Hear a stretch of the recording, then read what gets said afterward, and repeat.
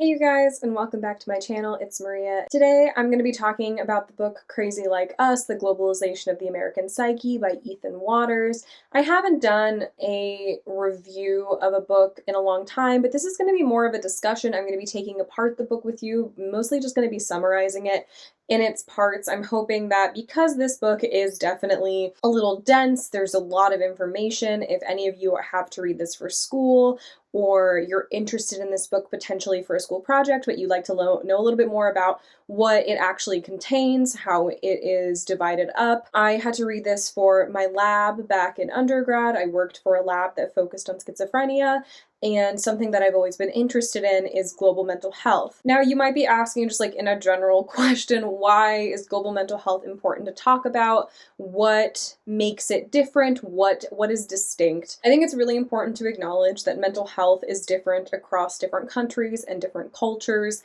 It's not the same. It doesn't necessarily manifest the same, particularly because different cultures are different in terms of symptomology and also in terms of stigma and in terms of treatment. And I think we should be taking into account culture and country and ethnicity and race and everything when it comes to treatment, because it's not a one-size-fits-all thing. Mental health is so different across groups of people. And there have been a lot of studies about stuff like this. There have been studies where people in India, for example, have more benevolent voices when they have schizophrenia versus people in America. It's a very different experience, and it manifests differently because culture is important to identity formation, and identity formation does have a place in terms of mental health and its manifestation, and mental illness. So that's why we're going to be talking about this today. That's why this is important. That's why I read this book. I think it's really interesting. So I think right off the bat, it's important to look into who the author is of any book you're reading that is nonfiction. And also just in general, you should be knowing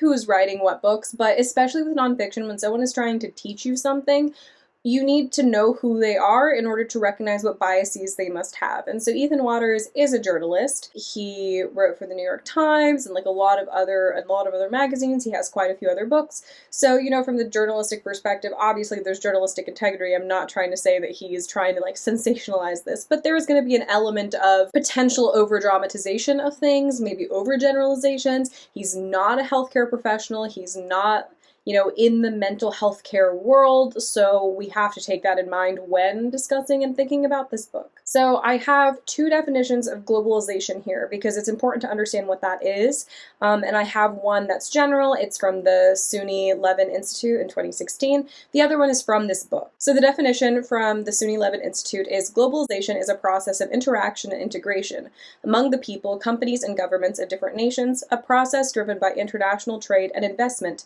and aided by information technology.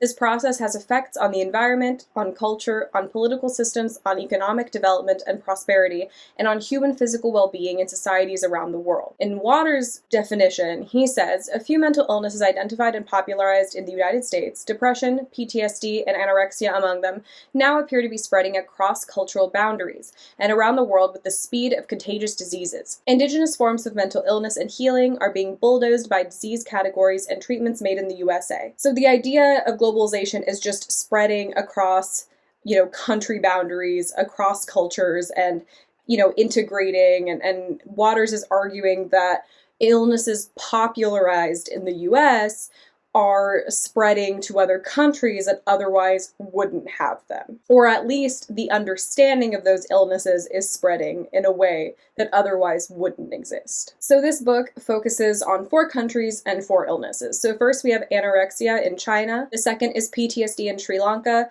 The third is schizophrenia in Zanzibar, and the fourth is depression in Japan. If any of these things are going to be triggering for you in any way, please feel free to click off this video. I'm going to be talking about symptomology. I'm going to be talking about how those symptoms manifested differently across the US versus the respective countries that Waters is talking about. I'm going to be talking about treatment. I'm going to be talking about, you know, suicidal ideation, anorexia, eating disorders, etc.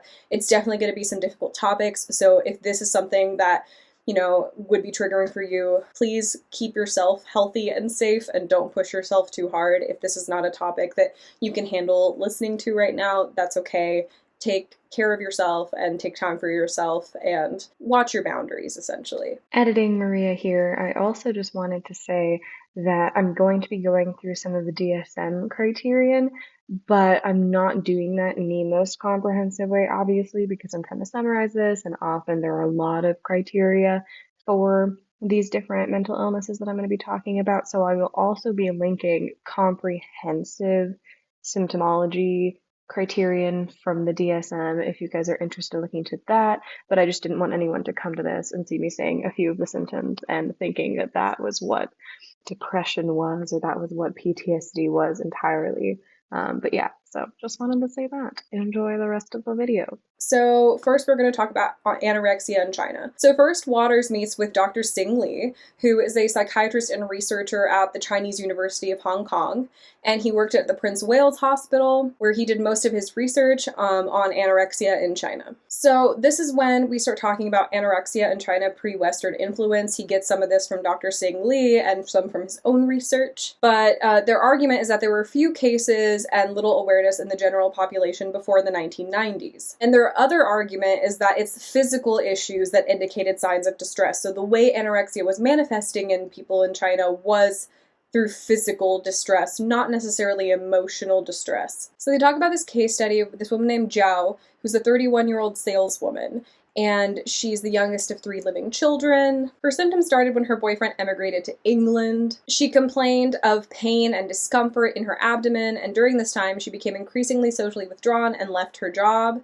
She actually lost her job. She didn't express fear of being overweight. A direct quote from the text is, Zhao did not express a fear of being overweight. In addition, she didn't have any misperception about the emaciated condition of her body. She described herself pretty much exactly as Li saw her, as a very sick and dangerously thin young woman. Then, the catalyst, the event that they think is what started the change in symptomology, kind of the westernization of the symptomology, was the tragic death of Charlene Su Chi-ying. And in November 24th, 1994, she died walking home from school. She was a 14-year-old girl and was kind of categorized with the disorder of loathing to eat. And the publicity was all over the world. It wasn't just in China, which is why they think the globalization of anorexia started in China. And so then the news outlets started to cover the story. And the news outlets spread from just being Chinese news outlets to being Western news outlets, to Western news outlets were also covering the story.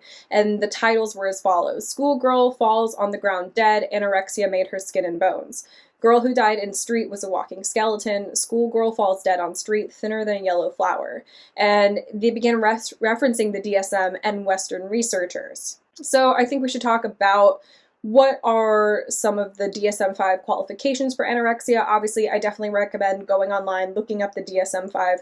This is more summarized for the purpose of this video, but I'm going to be reading some quotes. That's why I'm looking off to the side. I have some notes, and I want to make sure, especially with topics like this, that I'm not missing anything. If you don't know what the DSM-5 is, it's the Diagnostic and Statistical Manual for Mental Disorders. And there have been obviously 5 editions of it. We're currently on the 5th. I think they're working on the 6th.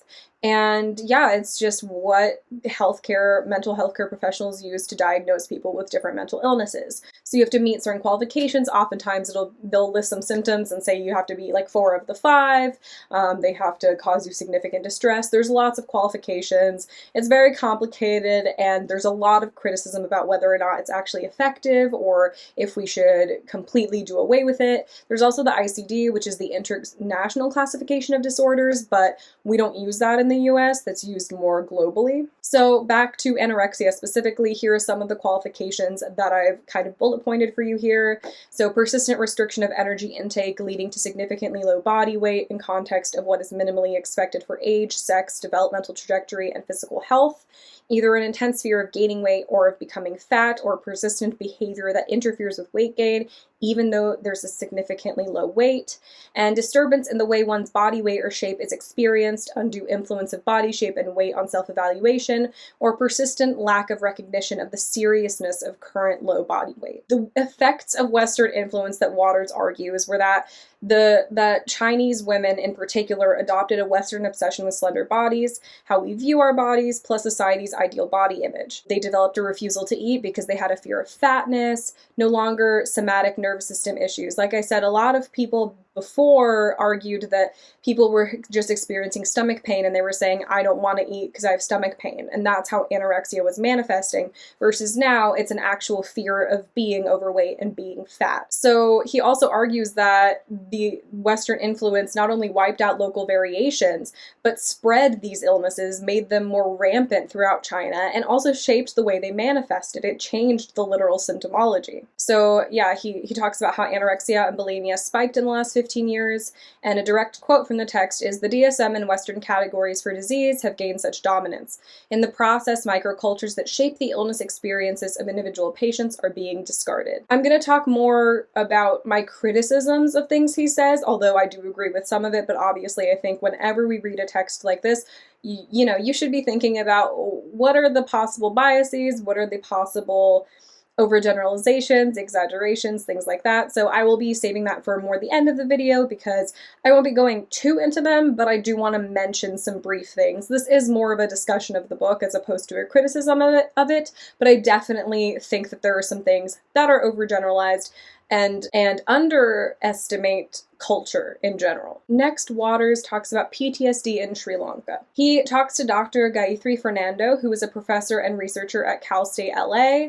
She specializes in studies of traumatic stress, and she was a native of Sri Lanka before fleeing to the US when she was 21 to save her husband from persecution. So first, Waters discusses trauma in Sri Lanka pre-Western influence. A big aspect of how treatment worked in Sri Lanka pre-Western influence was that there was pluralistic healthcare. So you have Ayurvedic practitioners, you have doctors, you have astrologers, religious leaders, mediums, faith healers. It was a very holistic treatment of a person, which tends to work better than a lot of times what we do here. I do agree with this. I think that a lot of times there's a focus on like put a band-aid over the thing and call it a day versus a holistic practice. Yeah, so you use multiple traditions to heal psychological or physical distress. A direct quote from the text is, there were culturally distinct reactions to traumatic events and culturally specific modes of healing. And so there were a lot of physical symptoms post-trauma. Another quote from the text is that people tended to see the negative consequences of an event in terms of damage it did to social relationships. And intrapsychic functioning was linked with interpersonal functioning in the community. So that's why there was this holistic perspective, because the way the trauma was manifesting was, you know, multifold. There were a lot of things to address, and that's how, number one, it was manifesting, and number two, it was being treated. In 2004, there was a tsunami in Sri Lanka, and it was on December 26th. You've probably heard about it. It's pretty famous, and hundreds of thousands of people died. So it was a pretty traumatic event. Tens of millions had witnessed the death and destruction. So not only did so many people die, so many were dealing with grief, but also people witnessed these deaths. The US predicted that the worst was now beginning and that PTSD would hit survivors. So they sent over psychological first aid or critical incident debriefing, essentially sending people over to try to kind of put a stopper in the PTSD before it can start. This was at least the intent of the US doing this. So in terms of the DSM's categories for PTSD, there are a lot of criteria. There are a lot of criteria for the DSM-5 diagnosis of PTSD. It would be hard to go through everything. I'm going to really quickly read over it. I'm also going to put something on the screen here so you can see. I'm going to be doing that for a lot of the quotes, a lot of the DSM-5, as you guys have already seen. But just in case I'm talking too quickly about it, you can always pause, read through the criteria, because I do think it's interesting and also relevant. So the person was exposed to death, threatened death, actual or threatened serious injury, or actual or threatened sexual violence in the following way. It can be direct, you can be witnessing it, you can learn about it, you can have indirect exposure as well. There's also the traumatic event is persistently re-experiencing in the following ways, and they have a list of ways. They also have avoidance of trauma-related stimuli after the trauma in the following ways, and then they list some ways. As you'll see, it's a lot of a statement and then in the following ways, and then there's a bullet-pointed list. So criterion D is negative thoughts or feelings that begin or worsened after the trauma in the following ways, list of ways. Criterion E, trauma-related arousal and reactivity that began or worsened after the trauma in the following ways, a list of ways. And then symptoms last for more than 1 month. Symptoms create distress or functional impairment which can be social or occupational. And criterion H is that symptoms are not due to medication, substance use, or other illness. So that's a lot of criteria. It's definitely a lot to take in. There's a lot of nuance in terms of also the ways in which it can be experienced. It's definitely very complicated. So then Waters talks about the effects of Western influence in this traumatic event. The US provided free training sessions to have people be trained to be able to kind of help out with the PTSD that was going to start manifesting. So they were trying to train local people, but there weren't enough resources or time to really supervise these trainees. So it wasn't quite working out super well. They were sending a lot of people into it, not having fully been trained. And it was also unethical and biased. Trauma researchers really took advantage of these people. They were doing research on them in a time of like great distress, and they not only just mental health research, but they were also doing physical research. I think they were taking people's blood. They were doing all sorts of stuff. They really took advantage of people, which was so not okay, especially in the circumstance. I mean, it's never okay, but yeah, it was really gross, very unethical. And a direct quote from the text is that they latched onto culturally current symptoms of distress. So essentially it became a self-fulfilling prophecy. The people from the US were coming and saying, you're going to experience X, Y, and Z. And then people started experiencing it because they were almost being told and being influenced that they were supposed to be experiencing this and that this is what was coming for them. What resulted was a major outbreak of violence. There was a cycle of violence. It was really bad. So I'm going to talk about it really the way the text talks about it. I'm going to use direct quotes. So they talk about something called the gaze of the wild, the experience of being looked in the eye by a wild spirit, which can take the form of a human being intent on violence. And so people started experiencing this more and being more and more violent. And intending to break cycles of violence, Western beliefs about trauma and healing may be poised to spin them back into motion. So people were having these cycles of violence due to the treatment they were receiving and what was happening.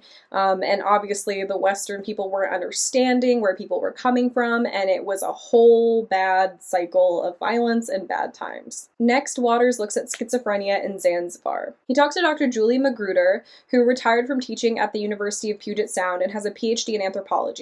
And she does field research where she studied 3 families struggling with schizophrenia in Zanzibar. I would just like to say one thing about this particular section. While schizophrenia is the topic that I know the most about, I wouldn't feel right without mentioning this. There are some weird racial comments from this woman in the sense that she says her family was super racist, so she claims that that's why she married a black man to almost get back at them, which I think is a pretty disgusting thing to say. You know, I feel like it's implies that you're using black people as pawns. I didn't like it. It made me feel icky when I read that. I wanted to point it out, just if it's something that's going to be triggering for you all reading, I don't want it to take you by surprise, and it's just not, it was a bad thing to read. But on to schizophrenia in Zanzibar, pre-Western influence. It's a Muslim-based community. People in Zanzibar actually had a better prognosis over time than in industrialized countries. The delusions and hallucinations were actually distorted reflections of phobias and fascinations of specific cultures, and that's kind of how it was manifesting as well. And there was this attitude of living through the difficulty, not overcoming it, but just learning to live with it and deal with it. Spirit possession was not uncommon at the time, so people weren't really as outcasted or ostracized. And periods of troubled behavior were not greeted with expressions of concern or alarm, and neither were times of wellness celebrated. So it was kind of this idea that life has its ups and downs, and that's how schizophrenia and mental illness in general was also treated. You have your ups and downs. We're not going to freak out when you have a down. We're not going to be super excited when you have an up. It just is how life goes. There was a level of low expressed emotion from families, which has been linked to actually improve prognosis of schizophrenia, not in terms of, you know, people rejecting a family member. It's not like you don't have emotion about the person, but just not having extreme emotions around a person has been linked to improving a prognosis. And also, they all had an external locus of control. It was kind of like, this is how life is. We are not causing this. It's not anyone's fault. We just need to take it as it comes. So there was social upheaval, which was Zanzibar's path to self-governing, and they did this case study on Hamed, which is the father, and Kimwana, the daughter. So after the social upheaval, after breaking away from Britain and self-governing, a direct quote from the text says, there were 3 political parties, 22 trade unions, and 16 partisan newspapers stirring up anger and resentment on all sides. So basic paranoia turned to frantic paranoid delusions that turned violent. And more revolution, British soldiers interfered. Hamed was hospitalized 8 more times in 2 decades. And Kimwana began to hear voices after starting her new job. So it almost seemed to be a genetic thing that had been catalyzed by the social upheaval, all the political tensions happening, all the violence, and all the paranoia. So we should talk about what the DSM-5 categorizes as schizophrenia. What are the criteria? And so the main one is that 2 or more of the following for at least a month or longer period of time, and at least one of them must be 1, 2, or 3. And so the first is delusions, the second is hallucinations, the third is disorganized speech, and then also grossly disorganized or catatonic behavior, and the last is negative symptoms such as diminished emotional expression. The way to understand negative symptoms, which I think a lot of people get confused with between positive and negative, it's not like a good or bad, it's just when you have a positive symptom, it's something being added, and when you have a negative symptom, it's something being taken away. So the positive symptoms of schizophrenia are delusions, hallucinations. Those are things being added to you as a person. You now have hallucinations, versus negative symptoms are having less emotional expression, like your emotions are being diminished. That's a good way of understanding negative versus positive symptoms, adding versus subtracting. So what were the effects of Western influence on Zanzibar during this time? There was an increase of use of medication. There was more focus on mind and brain rather than spiritual healing, which I think we're seeing across the board. It's definitely less of a holistic approach and more narrow-minded, big pharma type vibes. The issue focused on the individual instead of maybe their surroundings and their community. The positive treatment of the individual increased. People stopped treating them well. And prognosis outcomes started to move closer to those in the US. Before, they were way better, and now they're getting way worse. Waters argues that this is because schizophrenia started to be seen as, you know, you're invalidating normal rules of conduct and you're not behaving normally, and they stigmatized schizophrenia. They made schizophrenia something that's weird to have and scary, and they made people outcast, and social rejection and social exclusion are huge when it comes to schizophrenia. They can actually trigger a psychotic episode.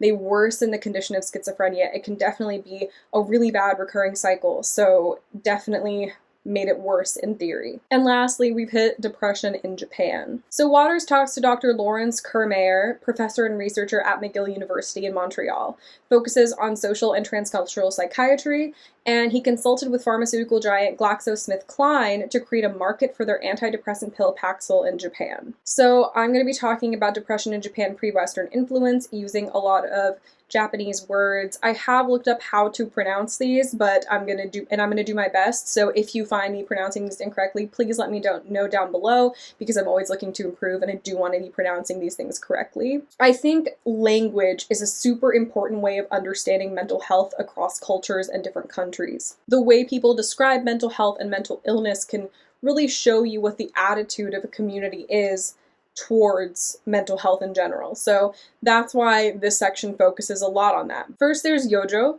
which is connected health with diet, mental control, exercise, and sexual restraint. So health was really, again, a holistic idea. There was a holistic approach to it. There's also Utsusho, which is stagnation of vital energy. Utsubyo, which is mental illness that was as chronic and devastating as schizophrenia, a rare disorder. Yutsu, grief, as well as a general gloominess of the body and spirit, and that's what people think depression kind of was, like the word for it kind of was at the time. And then seppuku, Japanese ritualistic suicide, considered honorable. And so Dr. Masayo Miyamoto said that suicide was unrelated to depression. You were dying for the sake of the group, for the sake of honor. A direct quote from the text is, explanatory models created the culturally expected experience of the disease in the mind of the sufferer. And so they were describing depression using external terms like worries, gray, exams. That was kind of the attitude towards discussing depression and mental health. So Waters begins to describe this timeline of tragedy in Japan. And so I have this timeline here that I'm going to go through really quickly, and it kind of sets up, that's kind of how Waters structures this entire book with each section. It's, you know, pre-Western influence, then like tragic events, and then Western influence and how that affected it. So GlaxoSmithKline looked to redefine depression within the cultural context of Japan. They wanted to start selling more antidepressant pills. I don't think this surprises any of us with what we know about Big Pharma. As much as I do think medication can be very important in treatment of mental health, you know, the commercialization of mental health, I think it's really bad. But yes, so this is what their goal was. So in 1859, there was a cholera outbreak, so that broke ideas about yojo. In 1902, there was this thing called neurasthenia, which is disease of the nerves. So that was the new term kind of for almost like a depression. In 1990, there was a stock market fall, which caused a lot of obviously depression in a lot of people, a lot of hard times for a lot of people, a lot of poverty. In 1995, there was the Kobe earthquake. Then there was this man named Oshima, and he committed suicide after large amounts of work stress. Editing Maria back here really quick. I should have said completed suicide instead of committed suicide, because committed implies that someone like committed a crime and gives kind of a judgmental connotation to the whole situation. So still working on myself. We're all trying to make improvements, but I just wanted to point out that I should have said completed and not committed. And if I continue to make that mistake, I'm very sorry. Again, working on myself every day. And so this kind of was, I think, publicized in a way that it got a lot of press, and they called it karoshi, which is death from overwork, which was what a lot of people started experiencing. They believed that they were over-reporting suicides, so that the rate spiked, and it was about 30,000 a year. Let's talk about the symptoms of depression in the DSM-5, the criteria for that. I'm going to go through them really quickly, but again, they're going to be on the screen right now while I talk. The individual must be experiencing 5 or more symptoms during the same 2-week period, and at least one of the symptoms should be either 1, depressed mood, or 2, loss of interest or pleasure. The different symptoms: depressed mood for most of the day, nearly every day, markedly diminished interest or pleasure in all or almost all activities most of the day, nearly every day, significant weight loss when not dieting or weight gain, or increase or decrease in appetite nearly every day, a slowing down of thought and a reduction of physical movement observable by others, not merely just the person, subjective feelings of restlessness or being slowed down, fatigue or loss of energy nearly every day, feelings of worthlessness or excessive, inappropriate guilt nearly every day, diminished ability to think or concentrate, or indecisiveness nearly every day. Recurrent thoughts of death, recurrent suicidal ideation without a specific plan, or a suicide attempt or a specific plan for committing suicide. So what does Waters argue that the effects of Western influence on depression in Japan were due to GlaxoSmithKline? So he's really trying to link this big pharma company to an overall Western effect on Japan and the way they view mental health, in particular depression. So a direct quote from the text is, "Like many people in the country up to that point, they had not considered unhappiness or divorce or suicide a mental health issue. They were in need of a new and compelling explanation for what was going on. Fortunately for them, GlaxoSmithKline and several other major psychopharmaceutical companies were just then preparing to throw them a lifeline." So according to this argument, and according to the stats he shows us, the rates of depression spike, and Paxil and other SSRI sales skyrocket in Japan, over $100+ million worth in terms of sales. So it's pretty insane. Over $100+ million worth of sales. So it's definitely a huge number. It's a giant skyrocketing. This term is developed called kokoro no kaze, which is cold of the soul, and this is a way to describe depression according to Waters and his research. Another direct quote from the text about the Western influence is, "The strong force of the pharmaceutical industry threatens to turn medicine into a pseudoscience in the same way they have made opinion leaders in the field of Japanese psychiatry into a type of prostitute." So the way Waters concludes his book is, "My point is not that they have necessarily have it right, only that they have it different.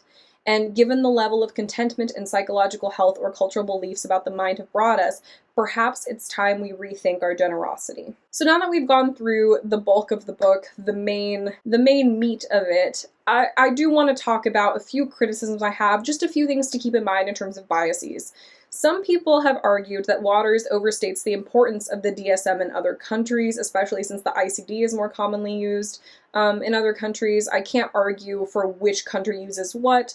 All I'm saying is some people think he definitely overstated it. Some people have also argued that Waters is generalizing and that some Western intervention has been and can be beneficial. But I think the important thing to think about when talking about whether or not Western intervention is beneficial or not is whether or not it was asked for. Was it something that people wanted or needed, or was it just given kind of unasked for and gratuitously. I definitely think westernization is a huge issue, and trying to get people to assimilate in a certain way, especially with mental health treatment, considering how different cultures are, and how that changes the manifestation, like Waters discusses. I do think that the West is trying to make people fit in this box that doesn't exist, and that could be really detrimental. He's also definitely biased. He's putting a lot of positive light on treatments in other countries versus negative light in treatments in America, and it's definitely not that black and white. Obviously, there's a lot more complexity to these issues, and I think because he's a journalist, he kind of ignores that and overshadows that. I also think that the people he interviews are not necessarily the best people to be interviewing for these things. I do think he should have gotten their perspective, but a lot of these people were white. And if you're going into countries where people aren't, you need people who are going to actually understand that culture from a very personal level. And I don't think that the people he was interviewing were, especially the Zanzibar lady, I don't think were necessarily the best people to be interviewing for this book. As much as they might be experts in their field, I think oftentimes scientists do have this distance, especially with something like culture, which is so innate, and something, and with language. I just think he should have taken a more diverse approach and gotten people who might actually understand and be able to explain more. I definitely think that was something that was really frustrating for me to read. Especially when I was looking up to do this presentation, I was looking up all these different researchers and these different doctors, and I was like, wow, I think maybe 2 of the people you talked to, I can't remember if 2 or 1, were actually from the culture you were talking about. So I do think that is something to keep in mind while reading this book. There were definitely there were a lot of parts that were just very, very dramatic in a way that I felt was weird and a little gratuitous, so I would keep that in mind when reading this book. I think another thing that's really important to point out is just even the title. It's Crazy Like Us, the globalization of mental health, etc. The Crazy Like Us, I know some people don't mind, but I don't think crazy is the best word to use when talking about mental illness. I think it's a flashy title. I think it's, I know it's trying to grab people. It's almost like clickbait, but I still think it reinforces a stigma that's not great. And considering the book is about how the West, is spreading its stigma across, globally, it's not helping to call a book Crazy Like Us. I hope this kind of helped if you were looking into this book, or if you were interested in reading it, or if you need it for a school project or anything. I'd love to have a conversation down below. Please let me know what you think about what I said, about what Waters argues. Please do remember that most of what I was summarizing was Waters and not my personal opinion. But yeah, I have discussed my personal opinion a little. I'd love to have a debate or just a discussion, see what you agree with, what you think. As always, I have my social media links down below, like my Facebook, my Instagram, my Twitter, all that fun stuff. And I'll see you guys in my next video. Bye.